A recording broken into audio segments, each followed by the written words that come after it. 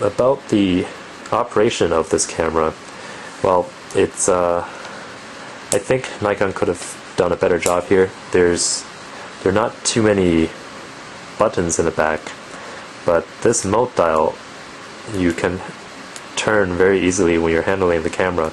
Also, 2 out of the 4 items on this mode dial. There's a smart photo thing and this other thing. It's kind of gimmicky and I never use them. So there's basically stills and movies, and that could just be condensed into one really, because you do have a record button here. So I think that design could have been more streamlined. The function button doesn't do, you can't really assign the function button, so it's just, you know, there to do things like change continuous shooting or movie formats, which is not that useful.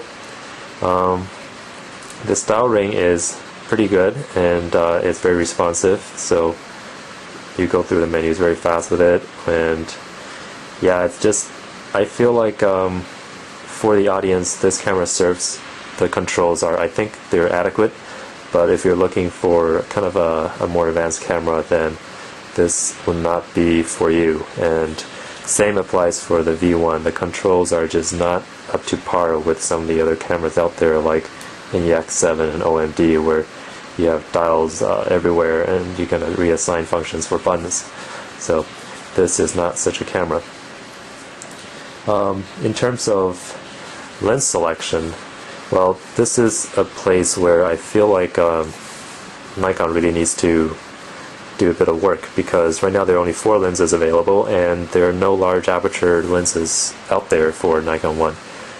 So you have this 10 to 30, there is the 30 to 110, there's also a 10 to 110 millimeter, and then there's a 10 millimeter 2.8. So the 10 millimeter 2.8 is actually the largest aperture lens out there for this system, and that's kind of, I mean, it's understandable because this system hasn't been out for that long, but it's about time that Nikon releases something with bigger aperture, so you can shoot in lower light settings and achieve shallower depth of field. You can, however, use the FT1 adapter to use other Nikon lenses that are out there. However, the crop factor is 2.7, so it makes the usage of that very limited. So a 50 millimeter will become, you know, 120 something millimeter, 130 millimeter lens. So everything, becomes a telephoto. So if you're a bird watcher, yeah, sure, FT1 is good for you, but otherwise is not that useful in my opinion. So one thing that I do want to mention about this camera is, and this is something I noticed with the V1 as well, is that the metering is very slow. So when you go from a bright area to a dark area or vice versa, it takes literally 3 to 4 seconds for the metering to correct itself. And that is, I think, just a gross oversight in the firmware, because it can focus in an instant, but the metering won't be ready for 3 to 4 seconds. So let's say you're going from inside to outside and you take a picture right away, your picture will be severely overexposed because the metering hasn't caught up yet. So that's one thing that I feel it's a little bit ridiculous, because on all the other Nikon cameras metering is almost instantaneous, so there's no reason for it to be limited on this camera, but maybe it will be fixed in a future firmware. So let me just give a quick and very informal demonstration of the autofocus speed. So here is lens cap, and as you can see is pretty instantaneous when it's pre-focused, and when the subject area is dark it does hunt a bit, as you see, but it's not incredibly slow either. And if I go from near to far, basically all the delay is in the lens element shifting into the correct place. And the autofocus, I think, doesn't take very much time. And one additional benefit of this camera that I'd like to mention is, if I take a picture, for example right now,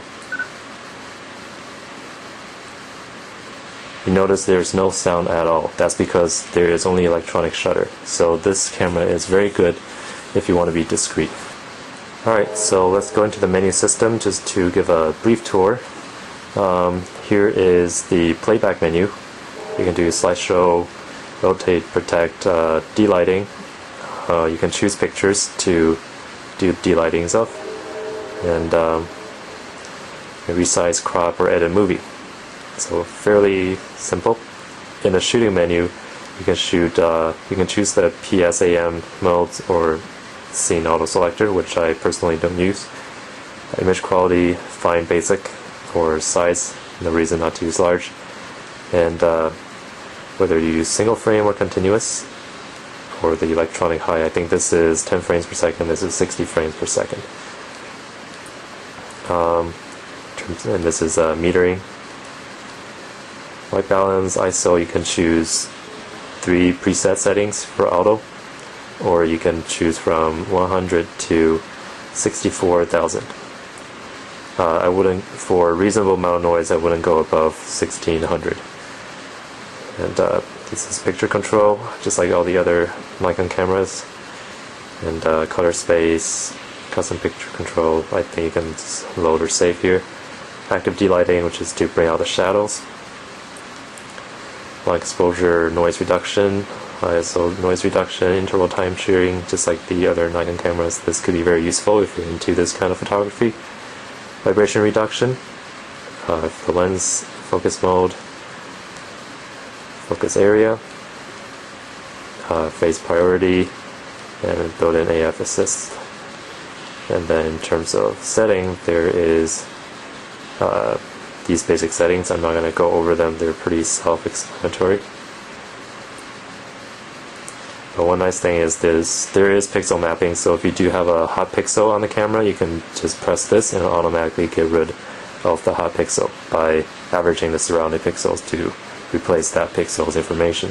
So this is very handy, and it's very useful because I think I did have a hot pixel near the center of the picture, but after doing this, it's gone. Okay, so those are all the details I like to talk about for the Nikon J1 camera. So if you were to ask me what I feel like is the audience for this camera, I can tell you first of all what it's not for. It's not for low light shooters because the high ISO performance isn't that great. It's not for portrait shooters because it doesn't have very shallow depth of field due to the small sensor and the lack of large aperture lenses. It's not for, I guess, landscape because the dynamic range is just not there. However, what it could be for is people who like to do wildlife shooting, so you can use the FT1 adapter, attach a regular Nikon lens, you have a very telephoto setup. It could be for people who like to shoot outdoors in a snapshot kind of way, or people who have kids, like to take outdoor pictures of their kids, because the autofocus speed is very fast, so you can shoot dogs or kids running and then you can still get pictures that are in focus. However, this is only for outdoors, because once you're indoors, it switches to contrast detection and that advantage goes away. So it's kind of a niche market it's built for, because it's in between compact cameras and larger sensor cameras like the Micro Four Thirds, the NEX, for example. So for the price it's asking, which is $500, you could get an NEX C3, which is a very good camera in my opinion, which also has an APS-C sensor and much better low light performance. And the form factor isn't that difference because once you extend the lens, it's about the same size. So it's kind of a hard decision, and at this price range, I will say if you really like the fast autofocus speed, the silent shutter, those kind of things, I will say go for it. But otherwise, I will look at other mirrorless cameras that are out there first and make a decision after that. Alright, so that is the Nikon J1 mirrorless camera review, and as always, please subscribe, and there will be more videos coming in the future, so stay tuned, and thank you for watching. See you next time.